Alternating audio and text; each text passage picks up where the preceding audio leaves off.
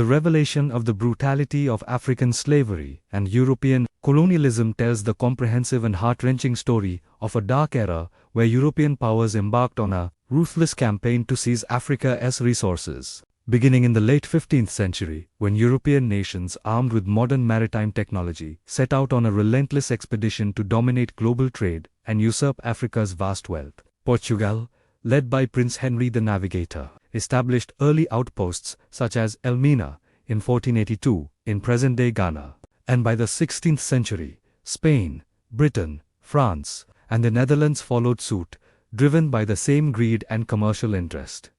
Culminating in the Berlin Conference of 1884 to 1885, convened by Otto von Bismarck, which partitioned Africa among European powers and completely disregarded the voices of local tribes such as the Yoruba, Zulu, Hausa, and Bambara. This occupation was often justified through the distortion of Christian religious ideologies, claiming a divine mandate to civilize non-European peoples, even though biblical teachings on compassion and equality, as stated in Galatians 3:28, explicitly declare that there is neither Jew nor Gentile, neither slave nor free, for all are one in Christ Jesus. Just as Islamic principles of freedom and human dignity stated in the Quran Surah Al-Baqarah 2 banding 256, that there is no compulsion in religion were also ignored. European traders disregarded African Muslim societies such as the Mandinka community and historical records, like Portugal's Casa da India show that between 1475 and 1500,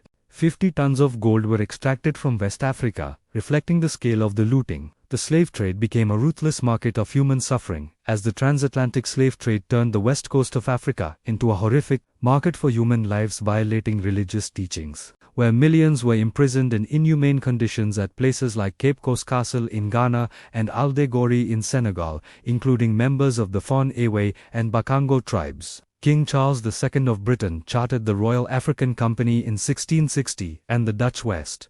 India Company, led by figures like Willem Bosman, reaped huge profits. Although Christian teachings warned against greed, and Islamic Sharia prohibited the enslavement of free people, as explained by scholar Ibn Hajar, slave prices were set, like livestock, ranging from 10 to 40 pounds depending on age and strength, according to Liverpool records, devastating regions like Senegambia and Angola. While the kingdom of Dahomey under King Agaja was forced to supply slaves, negating the principle of equality found in Surah Al-Hujarat, the Middle Passage was a hell of maritime terror,